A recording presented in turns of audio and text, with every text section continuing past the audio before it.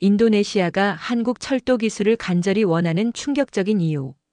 도대체 무슨 사연인지 바로 들어보겠습니다. 그 전에 잠깐, 시청 전 좋아요와 구독은 사연 소개에 큰 힘이 됩니다. 안녕하세요.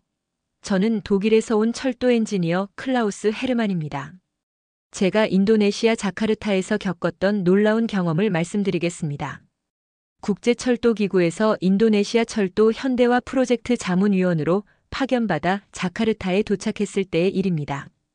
처음 자카르타에 발을 디뎠을 때 느꼈던 것은 이 거대한 도시의 심각한 교통 문제였습니다. 공항에서 숙소까지 가는 데만 3시간이 걸렸고 도로는 온통 차량들로 꽉 막혀 있었습니다. 3천만 명이 넘는 인구가 몰린 자카르타 대도시권에서 대중교통의 중요성을 절실히 느낄 수 있었습니다. 인도네시아 철도청에서 첫 업무 미팅을 가졌을 때 철도청 부국장 바유 프라타마 씨를 만나게 되었습니다. 50대 중반의 이분은 30년 넘게 인도네시아 철도 분야에서 일해온 베테랑이었습니다.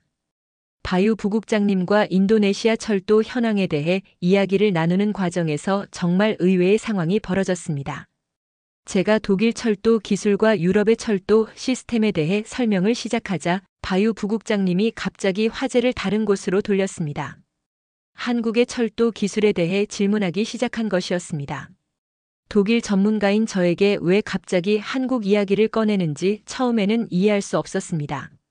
바유 부국장님은 한국이 30년이라는 짧은 기간 동안 어떻게 철도 후진국에서 세계적인 철도 선진국으로 도약할 수 있었는지에 대해 무척 궁금해했습니다.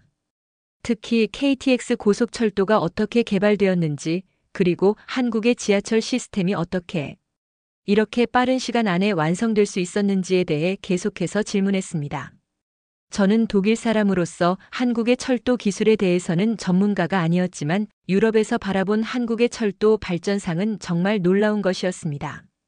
1970년대만 해도 한국은 일본이나 유럽에서 기술을 도입해야 하는 상황이었는데 이제는 오히려 한국의 기술을 다른 나라들이 배우려고 하는 상황이 되었거든요. 바유 부국장님의 질문은 점점 더 구체적이 되었습니다. 한국이 어떤 방식으로 철도 기술을 국산화했는지, 그리고 외국 기술을 도입하면서도 어떻게 독자적인 기술력을 키울 수 있었는지에 대해 알고 싶어 했습니다. 심지어 한국의 철도 전문가들과 만날 수 있는 방법이 있는지까지 물어보셨습니다. 이런 상황이 며칠 동안 계속되면서 저는 점점 더 궁금해졌습니다. 왜 인도네시아에서 독일이나 일본, 중국이 아닌 한국의 철도 기술에 이렇게 관심을 보이는 것일까요? 분명히 특별한 이유가 있을 것이라는 생각이 들었습니다. 인도네시아는 네덜란드의 식민지였던 역사 때문에 유럽 기술에 친숙하고 최근에는 일본의 중고 전동차를 많이 도입해서 운영하고 있었습니다. 그런데 왜 갑자기 한국에 이런 관심을 보이는 것일까요? 바유 부국장님과 대화를 나누면서 느낀 것은 그분이 한국에 대해 상당히 많은 것을 알고 계신다는 점이었습니다. 단순한 호기심 차원이 아니라 정말 진지하게 한국의 철도 발전 과정을 연구하고 계신 것 같았어요. 한국이 어떻게 짧은 시간에 이런 성과를 낼 수 있었는지에 대한 진정한 관심과 존경심이 느껴졌습니다. 며칠 후 바유 부국장님이 저에게 제안을 하나 하셨습니다. 자카르타 외곽에 있는 철도 차량 기지를 함께 둘러보자는 것이었습니다. 인도네시아의 철도 현실을 직접 보여주고 싶다고 하시더군요. 그리고 그곳에서 왜 한국 기술에 관심을 가지게 되었는지 설명해 주시겠다고 했습니다. 저는 이 제안을 흔쾌히 받아들였습니다. 인도네시아의 철도 현장을 직접 보는 것도 의미가 있을 뿐만 아니라 바유 부국장님이 한국에 대해 이렇게 관심을 보이는 진짜 이유를 알고 싶었거든요. 과연 그곳에서 어떤 이야기를 들을 수 있을지 정말 궁금했습니다. 며칠 후 바유 부국장님과 함께 자카르타 외곽의 철도 차량 기지로 향했습니다. 차량으로 1시간 정도 달려야 하는 거리였는데 그 과정에서도 자카르타의 극심한 교통체증을 다시 한번 경험할 수 있었습니다. 바유 부국장님은 이런 상황이 매일 반복된다며 철도의 중요성을 강조하셨습니다. 철도 차량 기지에 도착해서 본 광경은 정말 인상적이었습니다. 넓은 부지에 수십 대의 전동차들이 줄지어 서 있었는데 대부분이 일본에서 들여온 중고 전동차들이었습니다. JR 동일본이나 도쿄 메트로에서 쓰던 차량들이 인도네시아로 와서 제2의 생명을 얻고 있는 상황이었죠. 바유 부국장님이 이 낡은 전동차들을 가리키며 한탄을 토로하기 시작했습니다. 인도네시아가 아직도 다른 나라의 중고품에 의존하고 있는 현실이 안타깝다고 하시더군요. 특히 일본의 중고 전동차들은 이미 20년, 30년씩 사용된 것들이라 고장이 잦고 유지 비용도 많이 든다는 것이었습니다. 더욱 놀라운 것은 바유 부국장님이 한국의 철도 발전사에 대해 정말 자세히 알고 계신다는 점이었습니다. 한국도 1970년대에는 일본으로부터 기술을 도입해야 했지만 지금은 오히려 일본을 뛰어넘는 철도 기술을 보유하게 되었다는 사실을 정확히 파악하고 계셨어요. KTX가 프랑스 TGV 기술을 도입했지만 결국 독자적인 기술로 발전시켰다는 것도 알고 계셨습니다.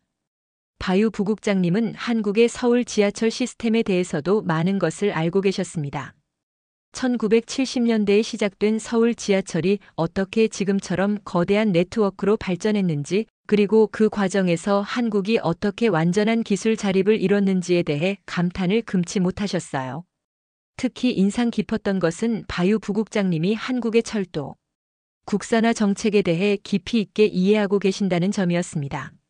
한국이 외국 기술을 단순히 도입만 한 것이 아니라 그것을 바탕으로 더 나은 기술을 개발했다는 점을 높이 평가하고 계셨습니다. 현재 한국의 철도 기술이 세계 어느 나라와 비교해도 뒤지지 않는 수준이라는 것도 인정하고 계셨어요. 바유 부국장님의 설명에 따르면 인도네시아 정부는 2023년부터 중고 철도 차량 수입을 완전히 금지하기로 결정했다고 합니다. 더 이상 다른 나라의 중고품에 의존하지 않고 새로운 차량만 도입하겠다는 의지를 보인 것이죠. 하지만 문제는 신차를 도입하는 데 드는 비용과 기술력 부족이었습니다. 그래서 인도네시아가 주목하고 있는 것이 바로 한국의 성공 모델이었습니다. 한국이 어떻게 선진국 기술을 도입하면서도 동시에 자체 기술력을 키워나갔는지 그 노하우를 배우고 싶다는 것이었어요. 단순히 완제품을 사오는 것이 아니라 기술 이전과 함께 인도네시아 자체의 철도 산업을 키우고 싶다는 야심이 있었던 것입니다. 바유 부국장님은 한국의 현대로템이나 한국철도기술연구원 같은 기관들에 대해서도 잘 알고 계셨습니다. 이런 기관들이 어떻게 한국의 철도 기술 발전에 기여했는지, 그리고 현재 어떤 수준의 기술력을 보유하고 있는지에 대해 상당한 관심을 보이셨어요. 가장 인상 깊었던 것은 바유 부국장님이 한국의 새마을 운동과 연관지어 철도 발전을 이해하고 계신다는 점이었습니다. 한국이 1970년대 새마을 운동을 통해 농업 중심의 사회에서 산업화 사회로 변화하면서 동시에 철도 인프라도 함께 발전시켰다는 것을 정확히 파악하고 계셨습니다. 철도 차량 기지를 둘러보는 내내 바유 부국장님의 한국에 대한 관심과 존경심이 얼마나 깊은지 느낄 수 있었습니다. 이것이 단순한 호기심이 아니라 인도네시아의 미래를 위한 진지한 고민에서 나온 것이라는 확신이 들었어요. 그리고 저는 앞으로 더 흥미로운 일들이 벌어질 것 같다는 예감을 느꼈습니다. 철도 차량기지 방문 후 며칠이 지나자 또 다른 흥미로운 상황이 벌어졌습니다. 인도네시아 국영 철도 차량업체의 기술이사 사푸트라 위자야 씨가 저에게 개별적으로 연락을 해온 것이었습니다. 사푸트라 이사는 40대 초반의 젊은 엔지니어로 독일에서 유학한 경험이 있어서 독일어로 대화가 가능했습니다. 사푸트라 이사와의 첫 만남은 자카르타 시내의 한 카페에서 이루어졌습니다. 그는 처음부터 한국의 철도 기술에 대한 구체적인 질문들을 쏟아내기 시작했습니다. 특히 한국이 어떻게 도시철도 건설에서 이렇게 뛰어난 성과를 낼 수 있었는지에 대해 무척 궁금해했습니다. 사푸트라 이사의 질문은 정말 전문적이었습니다. 서울 지하철이 어떤 방식으로 건설되었는지, 터널 굴착 기술은 어떤 것을 사용했는지, 그리고 지하철 차량은 어떻게 국산화를 이뤘는지에 대해 상세하게 알고 싶어 했어요. 심지어 한국의 지하철 운영 시스템이나 안전관리 방법에 대해서도 질문했습니다. 더욱 놀라웠던 것은 사푸트라 이사가 KTX 개발 과정에 대해서도 깊이 있게 알고 있다는 점이었습니다. KTX가 어떻게 프랑스 TGV 기술을 도입하면서도 한국 고유의 기술로 발전시켰는지, 그 과정에서 어떤 어려움들이 있었고 어떻게 극복했는지에 대해 정말 자세히 묻더군요. 사푸트라 이사는 특히 한국의 기술 이전 방식에 관심이 많았습니다. 외국 기술을 단순히 들여오는 것이 아니라 그것을 바탕으로 어떻게 자체 기술력을 키워나갔는지에 대한 노하우를 알고 싶어 했어요. 한국의 연구개발 시스템이나 기술자 양성 방법에 대해서도 많은 질문을 했습니다. 인상 깊었던 것은 사푸트라 이사가 한국의 철도 기술자들과 직접 만나고 싶어 한다는 점이었습니다. 한국철도기술연구원이나 현대로템의 전문가들과 기술 교류를 할 수 있는 방법이 있는지 계속해서 물어보더군요. 심지어 한국에 직접 가서 연수를 받을 수 있는 프로그램이 있는지까지 문의했습니다. 사푸트라 이사의 이야기를 들으면서 저는 이곳이 단순한 철도 차량 제조업체가 아니라는 것을 알게 되었습니다.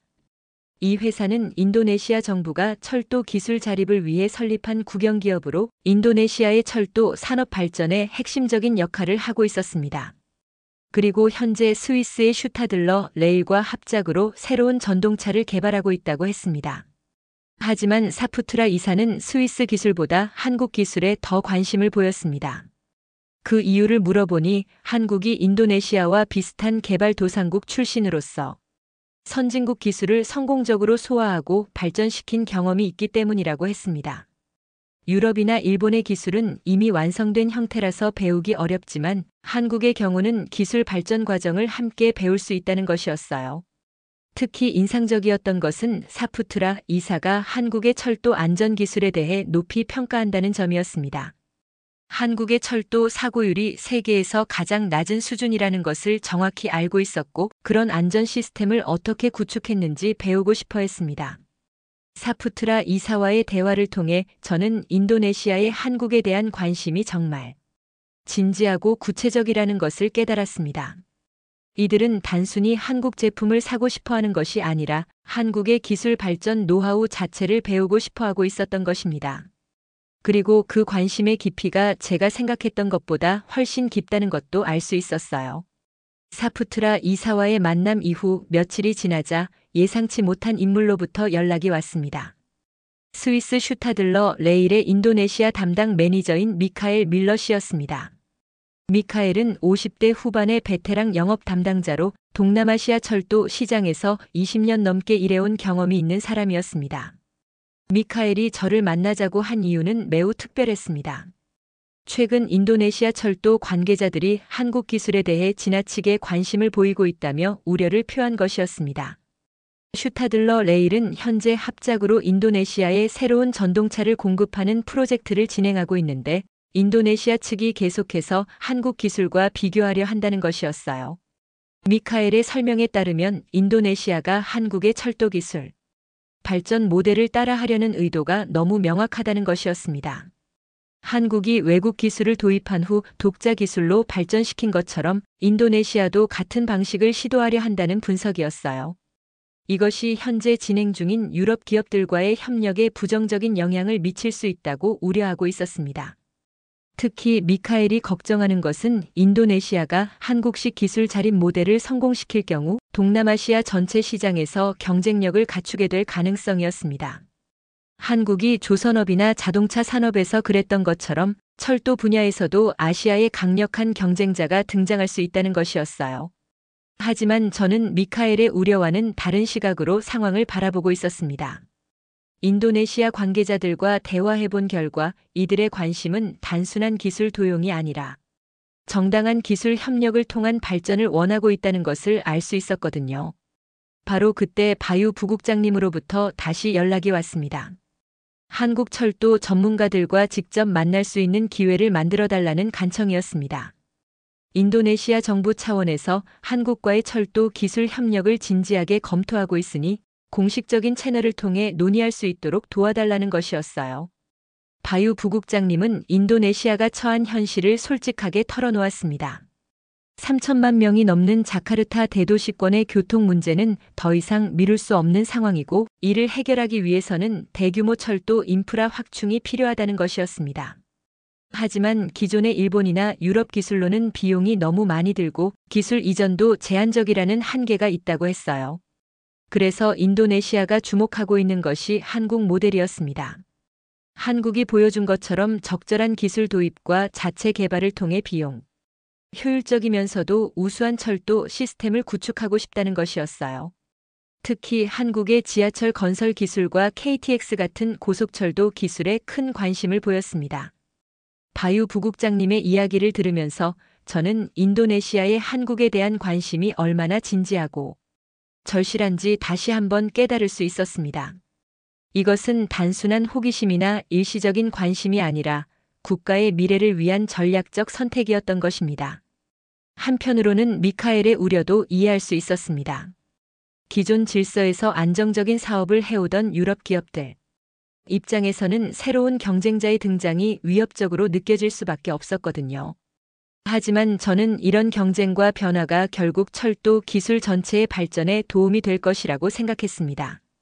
미카엘과의 만남 이후 며칠 동안 저는 자카르타의 교통 상황을 직접 체험해 보기로 했습니다. 아침 출근 시간에 시내 중심가에서 외곽까지 대중교통을 이용해서 이동해 본 것입니다. 그 경험은 정말 충격적이었습니다.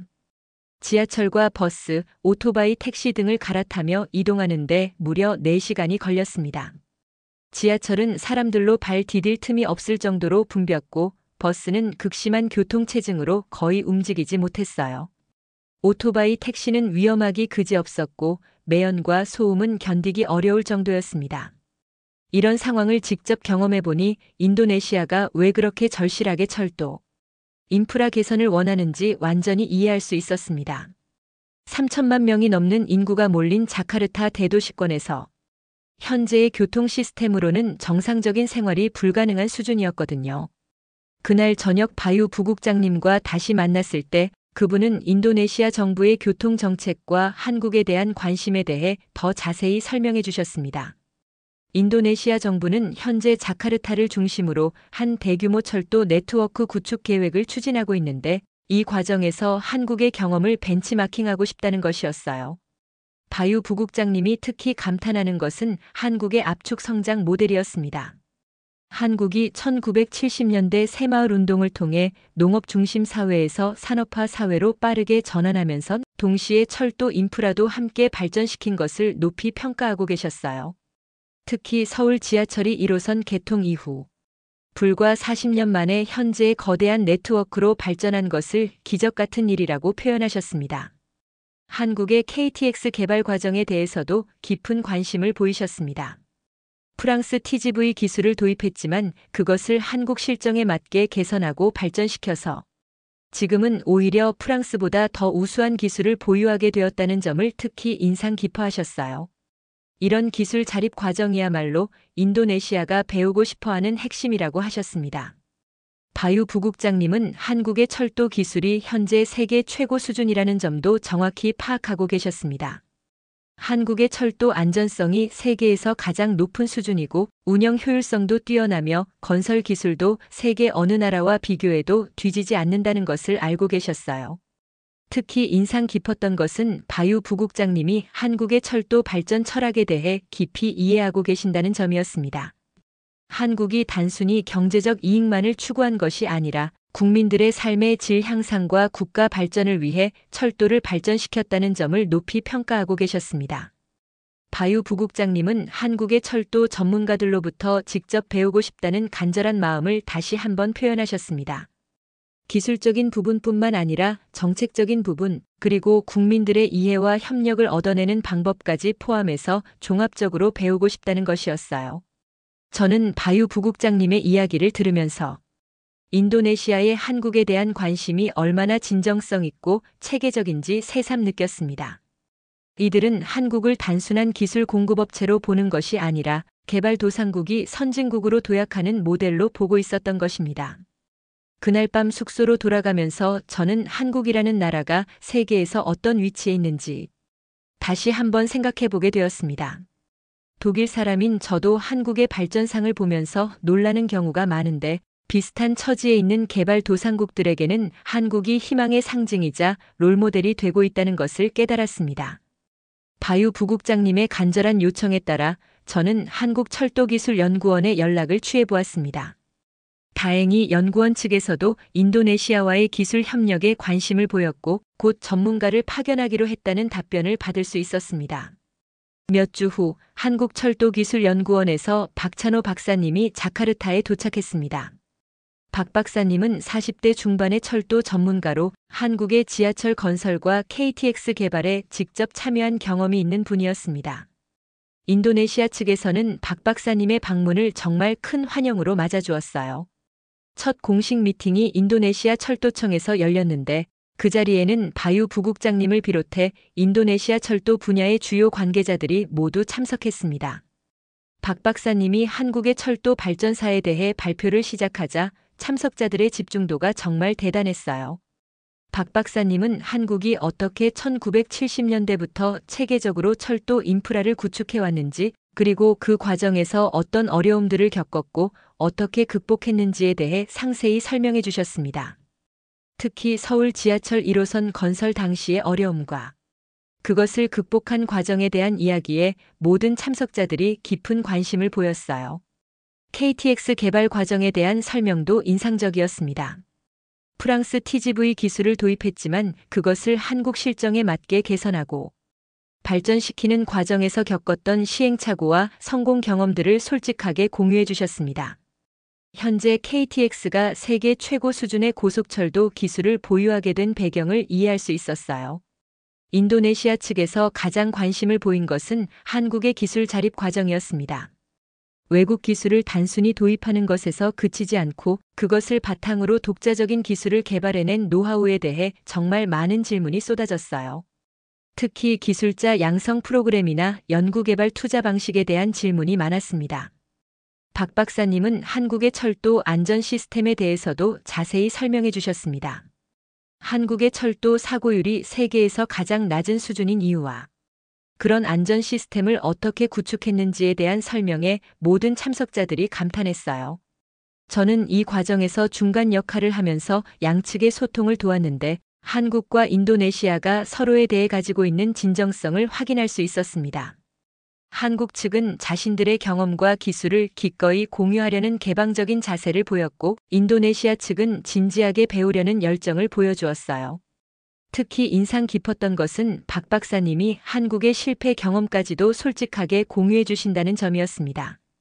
철도 건설 과정에서 겪었던 시행착오나 기술적 문제들을 숨기지 않고 이야기해 주셔서 인도네시아 측에서는 더욱 신뢰감을 가질 수 있었던 것 같아요. 하지만 이런 협력 분위기가 계속되지는 못했습니다. 며칠 후부터 일본과 중국 업체들의 견제가 시작된 것입니다. 기존의 인도네시아 철도 시장에서 영향력을 가지고 있던 이들 업체들이 한국과의 협력을 달가워하지 않는다는 것이 명확해졌어요. 일본 측에서는 자신들이 오랫동안 인도네시아의 철도 차량과 기술을 공급해왔다는 점을 강조하며 갑작스러운 변화가 기존 프로젝트에 혼란을 가져올 수 있다고 주장했습니다. 중국 측에서는 현재 진행 중인 자카르타 반둥 고속철도 프로젝트를 내세우며 자신들의 입지를 강화하려 했어요. 이런 복잡한 상황 속에서도 인도네시아 관계자들의 한국에 대한 관심은 전혀 줄어들지 않았습니다. 오히려 여러 나라의 기술을 비교해 보면서 한국 기술의 우수성을 더욱 확신하게 되는 것 같았어요. 특히 한국의 기술 개방 정신과 상호 협력 의지가 다른 나라들과 확연히 구별된다는 평가를 받았습니다. 한국과 인도네시아의 협력이 본격화되자 기존 업체들의 견제도 더욱 치열해졌습니다. 일본 업체들은 인도네시아에 더 많은 경제적 혜택을 제시하며 한국과의 협력을 견제하려 했어요. 특히 일본 정부 차원에서도 ODA 자금 지원 확대 등을 통해 인도네시아를 붙잡으려고 노력했습니다. 중국 측의 압박도 만만치 않았습니다. 현재 건설 중인 자카르타 반둥 고속철도 프로젝트를 무기로 삼아 추가적인 철도 프로젝트도 자신들이 담당하겠다는 제안을 해왔어요. 1대1로 정책의 일환으로 대규모 자금 지원도 약속했습니다. 스위스의 슈타들러 레일도 가만히 있지 않았습니다. 미카엘은 저에게 계속해서 연락하며 한국과의 협력이 기존 유럽 업체들과의 계약에 미칠 부정적 영향을 우려한다고 표현했어요. 유럽의 선진 기술을 두고 왜 굳이 한국 기술을 선택하려 하는지 이해할 수 없다는 반응이었습니다. 하지만 이런 치열한 경쟁 상황에서도 인도네시아의 선택은 분명했습니다. 바유 부국장님을 비롯한 인도네시아 철도 관계자들은 한국과의 협력 의지를 굽히지 않았어요. 그들이 한국을 선택하는 이유는 단순히 경제적 조건 때문이 아니었습니다.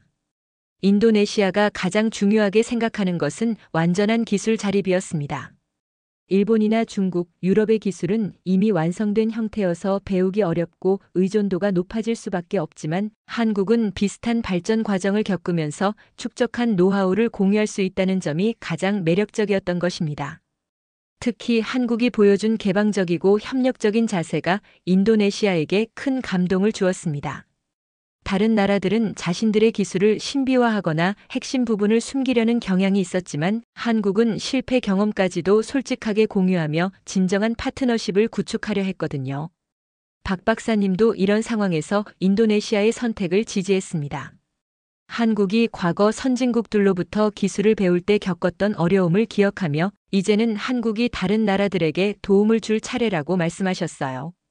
기술 협력을 통한 상호 발전이야말로 진정한 국제 협력의 모델이라고 강조하셨습니다. 인도네시아 관계자들은 한국의 새마을 운동 정신을 자주 언급했습니다. 자력 갱생과 상호 협력을 통해 발전을 이룬 한국의 정신을 본받고 싶다는 것이었어요.